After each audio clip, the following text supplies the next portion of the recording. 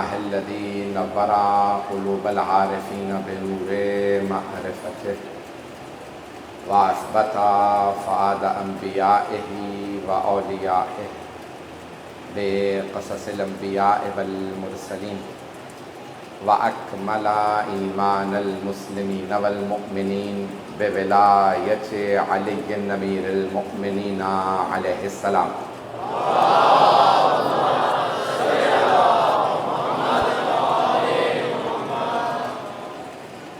والصلاة والسلام والتحية والإكرام على أفضل الموجودات العبد المؤيد والرسول المسدد المصطفى الأمجد المحمود الأحمد أعني أبا القاسم محمد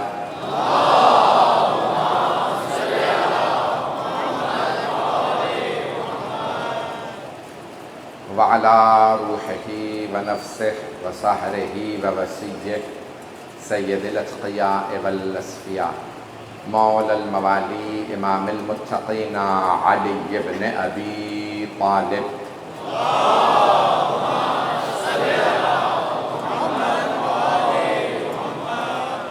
وعلى أوصيائه لا سيما بقية الله في الأرضين روحي وأرواح العالمين لتراب مقدمه الفداء واللعنة الدائمة على أعدائهم أجمعين من الآن إلى قيام يوم الدين. أما بعد فقد قال علي بن أبي طالب عليه الصلاة والسلام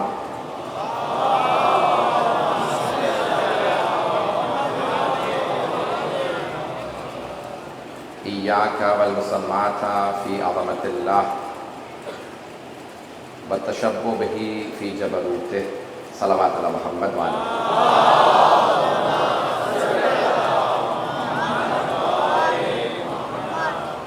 عزیزان گرامی، میں نے گزشتہ برس جناب مولا کائنات علیہ السلام کے عہد نامے کو شروع کیا تھا اور میں ایک صفحے سے زیادہ پڑھ نہیں پایا تھا.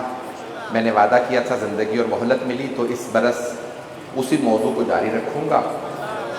میں وہیں سے جہاں سے میں نے پچھلے برس مکمل یعنی موضوع کو اختتام پہ رکھا تھا وہیں سے میں جاری رکھوں گا. میں جو افراد نئے ہیں یا جن کو یاد نہیں ہے بتا دوں، نہج البلاغہ ہمارے نزدیک یعنی اہل بیت کے ماننے والوں کے نزدیک قرآن کے بعد سب سے زیادہ اہمیت والی کتاب ہے کہ اللہ سبحانہ و تعالی نے مولا کائنات کو یہ کمال بخشا ہے کہ اللہ اور اس کے رسول کی باتوں کو سمجھانے کا سب سے بڑا اعزاز مولا علی کے پاس ہے.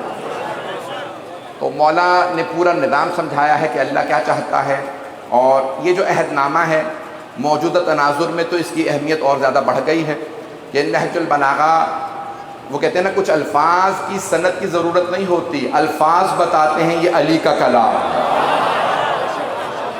مولا کا کلام مولا ہی کا کلام ہے، کوئی اس کا مقابلہ نہیں کر سکتا. اور امت محمدی کے اندر بڑے بڑے افراد کہہ گئے ہیں کہ اگر علی نہ ہوتے تو ہم ہلاک ہو جاتے. تو جناب مولا کائنات نے حضرت مالک اشتر کو، مولا کے قریبی ترین جو افراد ہیں جیسے صحابہ رسول میں حضرت سلمان فارسی ہیں، جناب ابوذر غفاری ہیں، جناب مقداد ہیں، جناب عمار ہیں، جناب حذیفہ ہیں، ویسے ہی مولا امیر کے اصحاب میں حضرت مالک اشتر ہیں، حضرت کمیل ہیں، حضرت میثم تمار ہیں، حضرت قمبر ہیں. عزیزان گرامی، جناب مالک اشتر مولا کے قریبی ترین افراد میں ہیں اور مولا نے ان کو عہد نامہ لکھا اور خود جب شروع کیا تو کہا ہاذا، یہ وہ عہد نامہ ہے جو عبداللہ علی، اللہ کے بندے علی نے، امیر المؤمنین، جو مومنوں کا امیر ہے. جو افراد ابھی تک ساتھ نہیں ہیں ان کے لیے جملہ واضح کر دوں.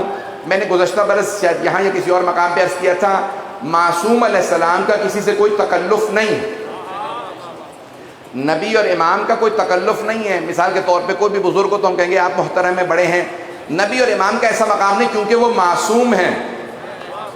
تکلف تعارف انسان اگر کسی کو قابل اہمیت نہ بھی سمجھتا ہو پھر بھی احتراماً دیتا ہے. نبی امام کا اخلاق سب سے اچھا ہوگا لیکن وہ تکلفاً کسی گنہگار کو اپنے سے بڑا نہیں بتائیں گے. ابھی بھی نہیں سمجھا سکا. عزیزان گرامی، اگر بعض اوقات کوئی لوگ لکھ دینا کہ کسی کو اس نام سے یا اس رشتے سے بلایا، عزیزان گرامی سرور کائنات کا کسی سے کوئی تکلف نہیں ہے. جملے کو سن لیجئے گا بہت محتاط انداز سے. موجودہ حالات کے تناظر میں جو پہنچ رہے ہیں انہیں سلام ہے. پیغمبر اسلام کبھی کسی کو کسی خاص رشتے سے کوئی ایسا نام نہیں دیں گے بلکہ سب کو بلاتے تھے تو نام سے. صرف علی سے کہا آپ میرے بھائی ہیں. اس سے زیادہ میں کھل کے نہیں پیش کر سکتا. تو اللہ نے گرامی سرور کائنات نے فرمایا علی میرے بھائی ہیں باقی سب صحابہ ہیں. تو میں جملہ پیش کر دوں گا. تو تمام کے تمام پیغمبر کے صحابہ ہیں. ساری امت صحابہ کا احترام کرتی ہے. توجہ, ساری امت صحابہ کا احترام کرتی ہے. صحابہ ہیں در والے, علی ہیں گھر والے.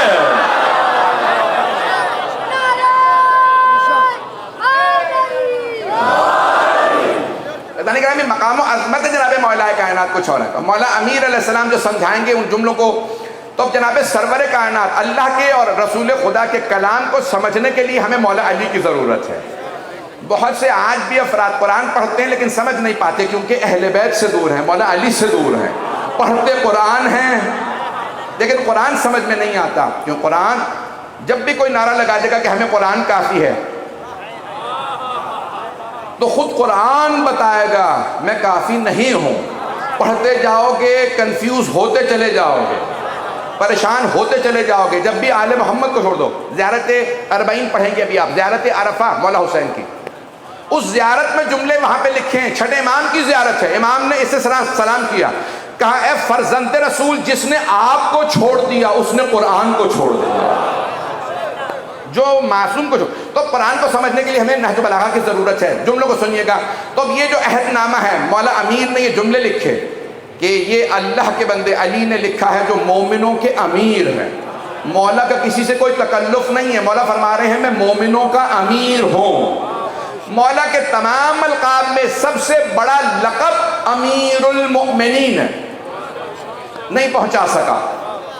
مولا کے کتنے القاب ہیں؟ رسول خدا کے بھائی ہیں. توجہ, سید الاولیاء بے انتہا القاب. سارے مجمع کی توجہ رہے. مولا کے القاب جتنے اللہ کے 99 نام, رسول خدا کے 99 نام, مولا علی کے بھی 99. توجہ, لیکن سب سے بڑا لقب مولا کا ہے امیر المؤمنین. حضرت آدم سے لے کے قیامت تک آنے والے ہر مومن کے امیر علی.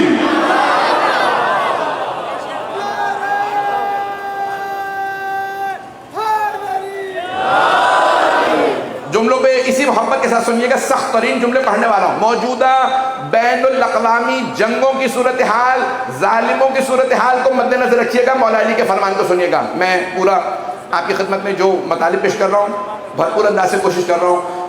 تو مولا فرما رہے ہیں مالک, جہاں تک بات پہنچی تھی 1.5 صفحہ تقریباً بنتا ہے جو میں پڑھ چکا پچھلے سال. پھر مولا فرماتے ہیں مالک ایاک, خبردار, والمسامات فی عظمت اللہ, خبردار کبھی اللہ کی عظمت میں اس کا مقابلہ نہ کرنا. اور سے سنیے گا, جو پہنچ رہے ہیں انہیں سلام ہے. ولا تشبہ بہی فی جبروتہ, اور اللہ کے جبروت کے اندر اس کی شبیہ بننے کی کوشش نہ کرنا. توجہ, کیا مطلب؟ کوئی حکمران جب حکمران بن جاتا ہے تو وہ اپنے آپ کو خدا سمجھنے لگتا. کچھ لوگ پہنچ گئے. مولا فرما رہے ہیں او مالک وہ جو پچھلے گزر گئے, فرعون, نمرود, شداد, یہ جتنے افراد اپنے آپ کو خدا سمجھنے لگے تھے, یاد رکھیے گا جب کوئی بندہ اپنے آپ کو خدا سمجھنے لگے, رعایا کو حقیر سمجھنے لگے.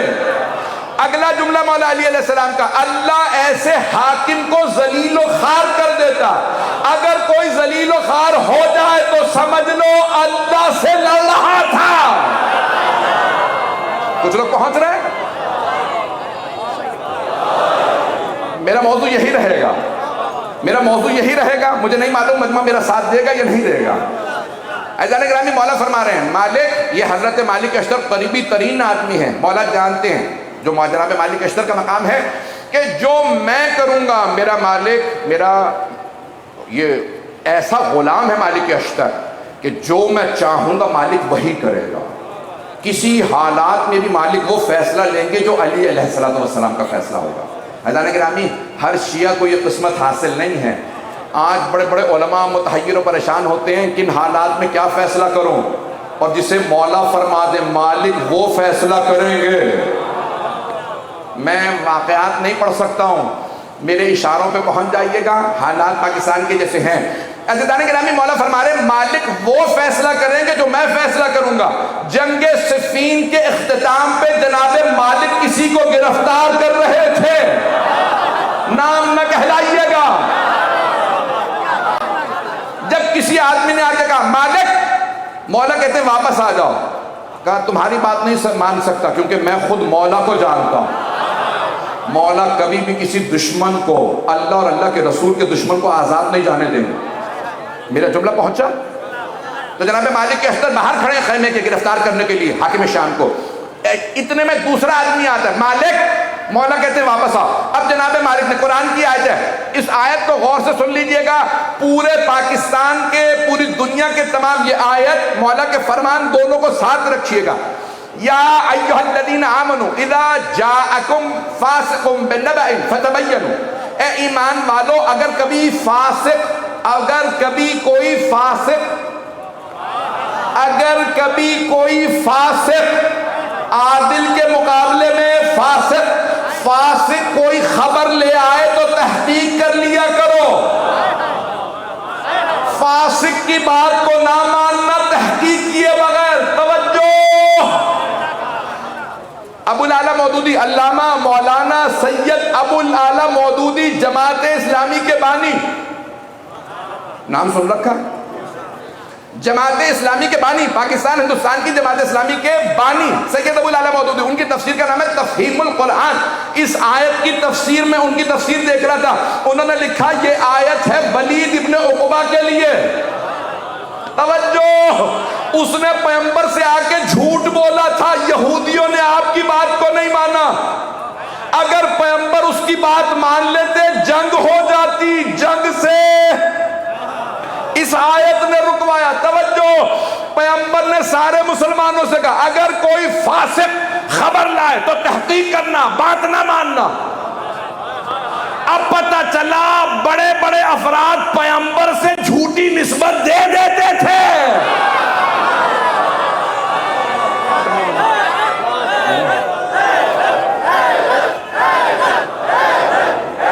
توجہ، میرے جملے پہنچ رہے جانے کے رام بھائی، بہت سے افراد تھے، کلمہ گو تھا، مسلمان تھا، اس کے باوجود اللہ قرآن میں کہہ رہا ہے اے ایمان والو اگر کبھی کوئی فاسق آئے تو تحقیق کر لینا، بات کو نہ مان لینا۔ کئی مرتبہ کلمہ پڑھنے کے بعد بھی لوگ جھوٹ بول سکتے ہیں۔ مولا امیر فرما رہے ہیں مالک آپ میرے قریبی ترین آدمی ہیں، جناب صفین کے اندر جناب مالک اشتر گرفتار کر رہے ہیں مولا کے دشمن کو۔ جب دوسرا آدمی آیا حضرت مالک اشتر رک گئے، کہا ایسا نہ ہو، میں مولا کو جانتا تو ہوں لیکن یہ پیغام مولا ہی کا ہو۔ میری بات واضح ہوئی؟ بھئی پہلا آدمی آیا، اس نے کہا علی علیہ السلام نے کہا رک جاؤ، گرفتار نہ کرنا، کہا ہو ہی نہیں سکتا، میرے مولا کا مزاج ایسا نہیں۔ فاسق کو، ظالم کو علی کبھی نہیں کہیں گے گرفتار نہ کرو۔ توجہ، میں پاکستان کے حالات نہیں پڑھ رہا ہوں، مولا علی کبھی نہیں کہہ سکتے ظالم کو، فاسق کو گرفتار نہ کرو۔ جناب مالک اشتر مولا کا مزاج جانتے تھے کہ نہیں مان سکتا، میں مولا کے مزاج کو جانتا ہوں، یہ علی نہیں کہہ سکتے کہ گرفتار نہ کرو، کہ میں گرفتار کروں گا۔ دوسرا آدمی آیا، کہ مالک، مولا علی کہتے ہیں گرفتار نہ کرو۔ جناب مالک نے فوراً سوچا، دوسرا آدمی آیا، ایسا نہ ہو کہ واقعی میرے مولا نے فرمایا۔ رک گئے، خیمے کے باہر کھڑے اکیلے، اور جناب مالک جوان نہیں تھے، بزرگ تھے، بوڑھے آدمی تھے، 70 برس کے قریب تھے۔ اکیلے مالک اشتر کا شام کی ساری فوج کے حاکم کو گرفتار کرنے کے لیے اکیلا جانا، اتنا روک تھا کہ بول نہیں رہے تھے۔ انہیں پتا تھا یہ بوڑھا ہے، سفید ریش ہے، کمر پہ پٹکا، آنکھوں پہ پٹی، لیکن یہ مالک علی کا سپاہی ہے۔ جس علی کا سپاہی ایسا ہو، سوچو علی کیسے۔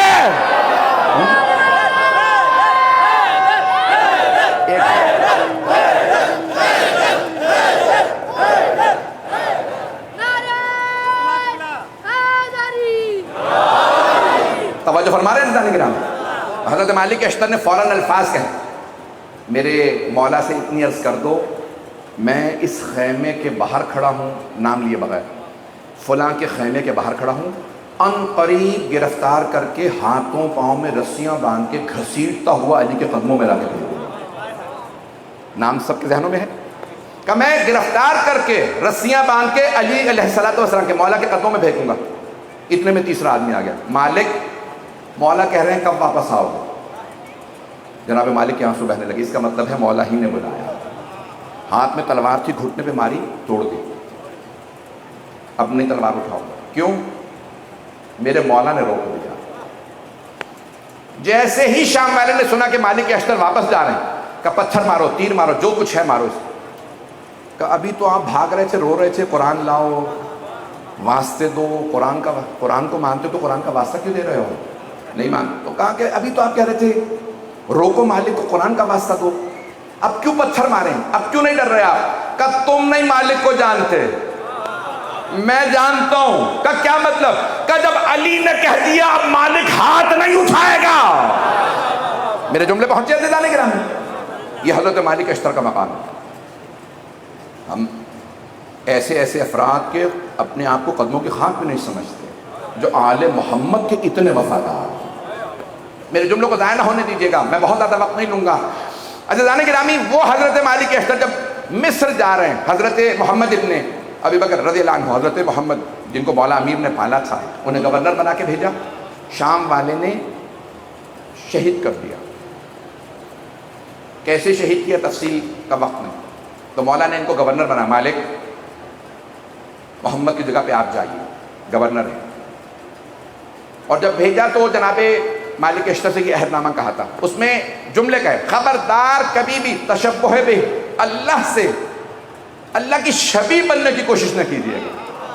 جو لوگ پہنچ رہے ہیں انہیں سلام ہے، فی جبروتہ، اللہ کے ملک و ملکوت میں، اس کے جبر و جبروت کے اندر اللہ سے مقابلہ نہ کیجیے۔ یہ مولا امیر حضرت مالک سے نہیں فرما رہا ہے۔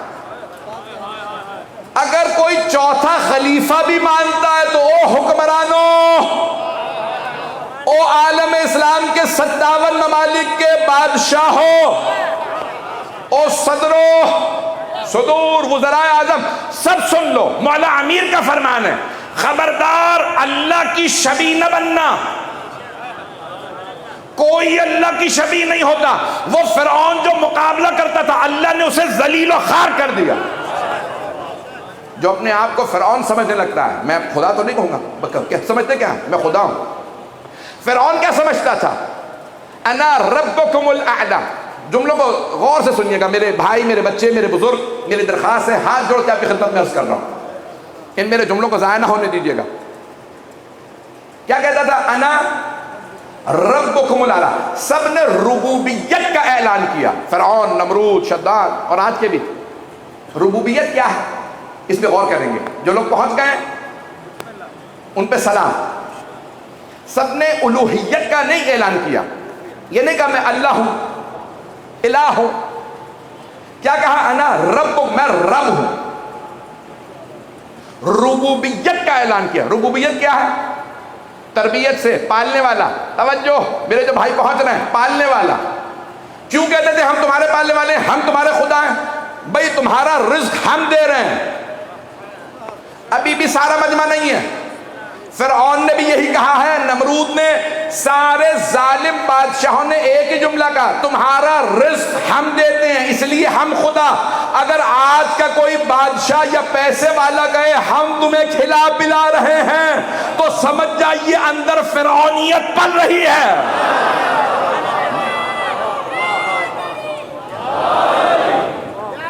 غور فرما رہے ہیں؟ کوئی بھی میرے جو بھائی، میرے بچے جو پہنچ رہے ہیں ان کو سلام۔ عزیزان گرامی، کوئی آدمی یہ کہے، میں نے نام نہیں لیا کسی ملک کا، تمہیں گندم ہم دیتے ہیں، تمہارا خرچہ ہم دیتے ہیں، تمہیں نہیں معلوم یہ جتنا دودھ تمہارے ملک میں پہنچا ہے ہم نے دیا، یہ جو مکھن کے پانی کے جہاز اتر رہے ہیں یہ ہم نے امریکہ سے بھیجے۔ میرے منہ سے نام نکل ہی گیا۔ عزیزان گرامی، جہاں دنیا کے اندر کوئی بھی حکمران کھانا کھلا کے احسان جتلائے، سمجھ لیجیے اپنے آپ کو خدا نہیں کہہ رہا لیکن اندر فرعون پل رہا. میرے جملے پہنچ رہے ہیں؟ یہ فرعونیت کی علامت ہے. کوئی حکمران اگر کہے میں نے تمہارا رزق دیا، اللہ کہہ رہے ہیں انہیں نہیں معلوم ہم رزق دیتے ہیں، اور جن کے صدقے میں خدا رزق دیتا آپ سلامت رہیں. میں نے تو نام بھی نہیں لیا ابھی، پاکستان کے حالات مجھے معلوم ہے. عزیزان گرامی، جن کے صدقے میں رزق مل رہا ہے، خدا کی قسم حدیث نبوی ہے کہ اگر میرے وسیع اور میرے جانشین اس زمین پہ نہ ہو تو زمین پھٹ جائے. نگل لے رہنے والوں کو، اگر تمہیں کچھ کھانے کو مل رہا ہے تو کوئی ایک ہے نا غیبت میں جس کے صدقے میں کھا رہے ہو، اور جس کا کھاتے ہو اسی پہ غور آتے ہو. پتہ نہیں میرے جملے یہ پہنچ رہے ہیں کہ نہیں. عزیزان گرامی، جہاں مولا میر فرما رہے ہیں، لفظ جو مولا نے استعمال کیا کہ جو بھی اپنے اندر تکبر محسوس کرے حکمران اور رعایا پہ اپنے آپ کو حاکم سمجھنے لگے کہ میں خدا ہوں تمہارا، تو مولا فرماتے ہیں یاد رکھنا اللہ اسے ذلیل و خوار کرتا ہے. اور جسے اللہ ذلیل کرے وَتُعِزُّ مَن تَشَاءُ وَتُذِلُّ مَن تَشَاءُ، پروردگارہ تو جسے چاہے عزت دے، تو جسے چاہے ذلیل کرے. بہت سے افراد پیبند لگا کرتا پہنتے ہیں، کچھ لوگ پہنچ رہے ہیں اپنے نالین کو خود ہی گانٹتے رہتے ہیں. ابا میں جگہ جگہ توجہ، جگہ جگہ پیوند ہوتے ہیں، بوریا نشین ہوتے ہیں، جو کی روٹی کھاتے ہیں، زمین پہ پھٹے ہوئے لباس میں بیٹھتے ہیں، لیکن کائنات کا نظام اللہ ان کے ہاتھ میں دیتا. اللہ کہتا ہے یہی امیر ہے، بہت سے پیسہ کما لیتے ہیں، غنی بن جاتے ہیں، پھر بھی ذلیل رکھا.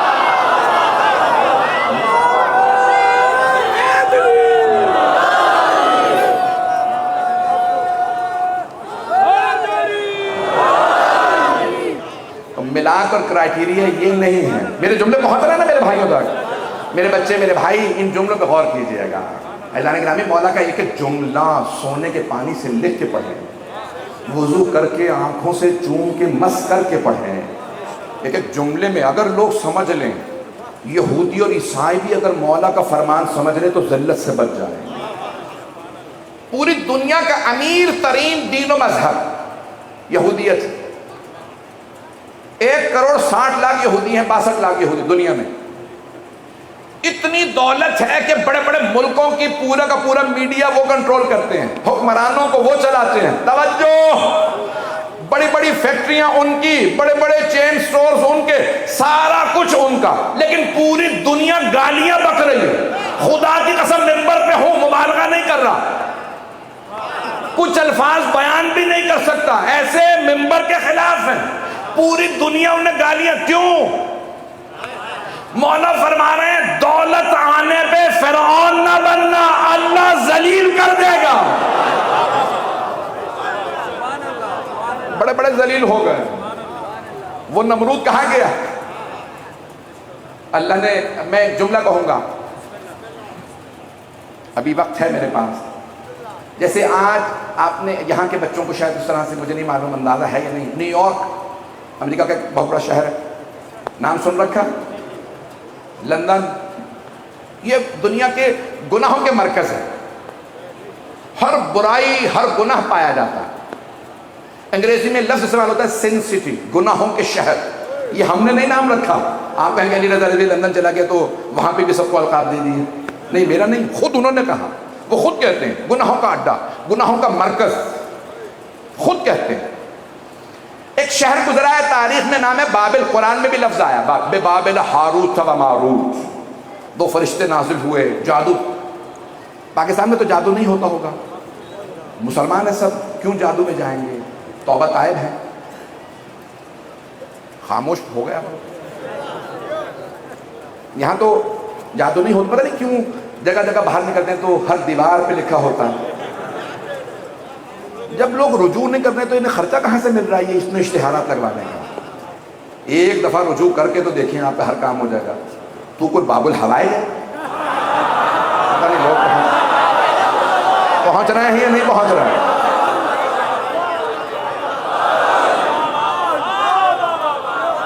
باب الحوائج کے ماننے والے جادوگروں کے پاس جائیں گے؟ پتہ نہیں لوگ ہیں یا نہیں ہیں. میرے جملے سخت ہیں، برا نہ منائیے گا. ادارے گرامی ہر جگہ پہ فلاں بابا فلاں،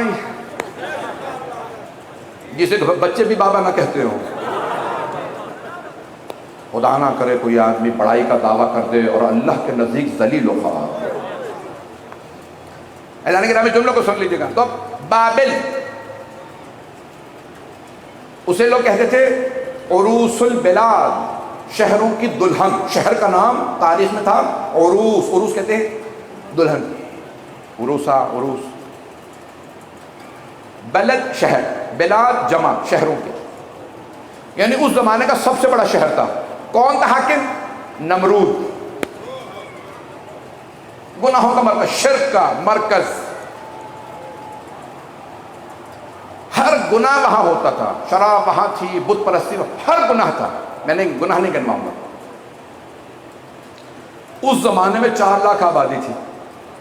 آپ کا تو کراچی 4 کروڑ ہے. کراچی سے مقابلہ نہ کیجیے گا، کراچی سے تو کسی کا مقابلہ نہیں ہے.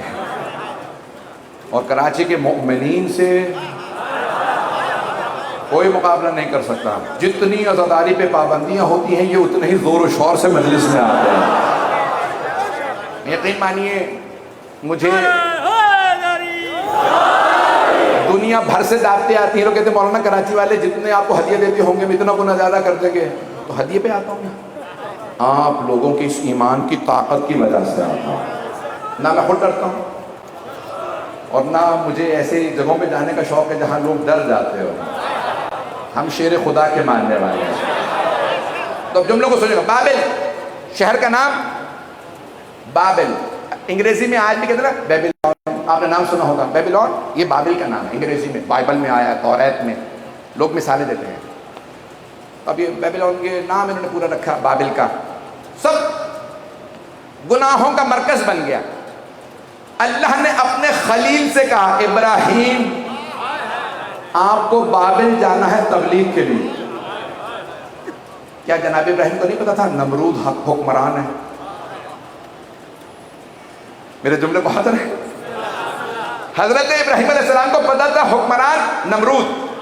ہر شرک ہر گناہ موجود ہے. نہیں کہا پروردگارہ میں اکیلا لا ولد، ابھی تو نے اولاد بھی نہیں دی، اگر انہوں نے مار دیا تو کیا ہوگا؟ خلیل کی طاقت یہ تھی تیرا حکم ہے خلیل جائے گا.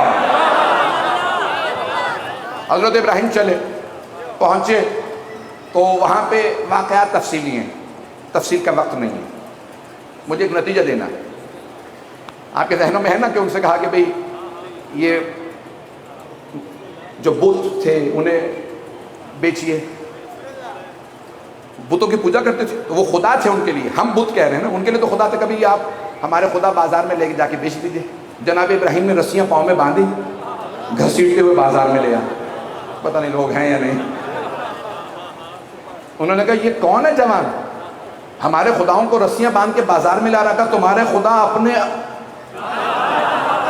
اپنی مدد کر نہیں سکتے، تمہاری مدد کیا کریں گے؟ سارا مجمع نہیں ہے.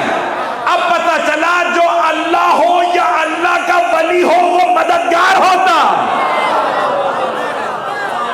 جو مدد نہ کر سکے نہ اسے خدا مانو نہ اللہ کا ولی. میرے جملے بہت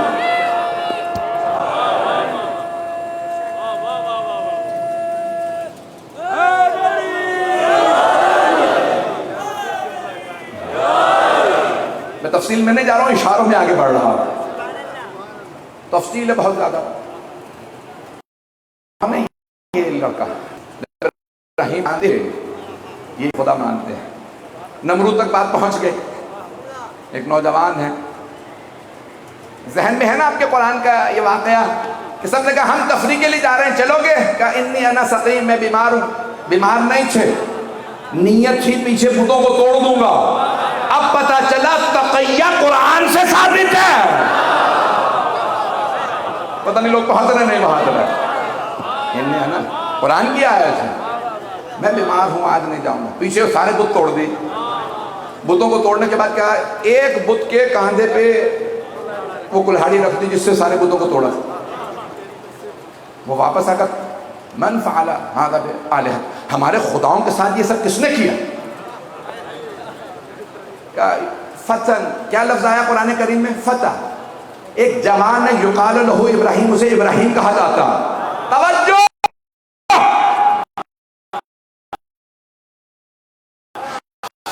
اللہ قرآن کریم میں کہہ رہا کہ بابل کے ہونے کا ایک جوان ہے. جناب ابراہیم نے کہا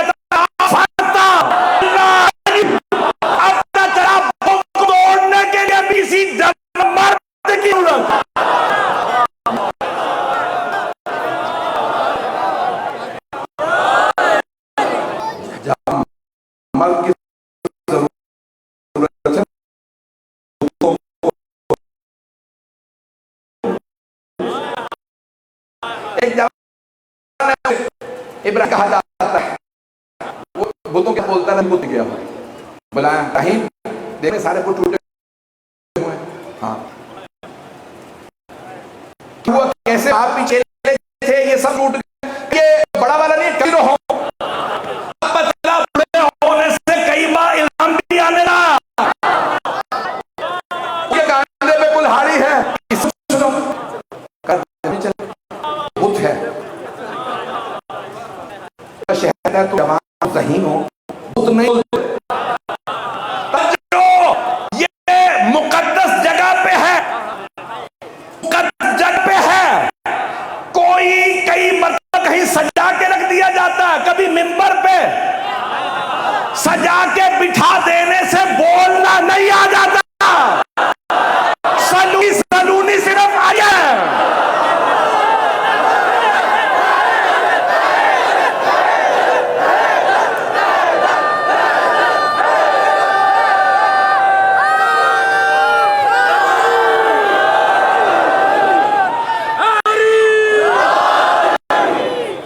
توجہ فرما رہے ہیں دلانے ہیں.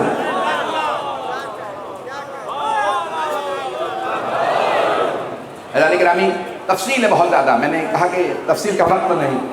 اور جناب ابراہیم علیہ السلام نے کہا بڑے بت سے پوچھ لو، کلہاڑی تو اسی کے کاندھے پہ رکھی ہے، لگتا ہے چھوٹے بتوں کو توڑ کے بیٹھ گیا. کہا بت کہاں بتوں کو توڑ سکتا ہے، کلہاڑی کاندھے پہ بھی ہو تو کچھ نہیں کر سکتا. نہیں ہے لو، اب پتہ چلا جو بت ہو، چاہے کاندھے پہ کلہاڑی ہو یا ہاتھ میں تلوار، پہنچ رہے ہیں، کر کچھ نہیں سکتا. جنازہ گرامی بس میں نے مکمل کیا. میں جہاں لے جانا چاہ رہا ہوں نتیجہ دینا چاہتا ہوں. نمرود تک بات پہنچ گئی. ایک لڑکا ہے، کوئی نوجوان آیا ہے، وہ کہتا ہے لا الہ الا اللہ. نمرود نے کہا بلاؤ. جناب ابراہیم علیہ السلام کو دیکھا. جناب ابراہیم بہت نبی تھے، بہت پاکیزہ، خوبصورت، نورانی. آپ ہیں، میں ہی ہوں. یہ نہیں دیکھا اتنی بڑی فوج، اتنا بڑا دربار. توجہ، اب پتہ چلا درباروں میں جو جا کے ڈر جائیں معصوم نہیں ہوتے. جو لوگ پہنچ گئے انہیں سلام. پتہ چلا مرد نہیں، اگر بیویاں بھی دربار میں آ کے خطبے دیں،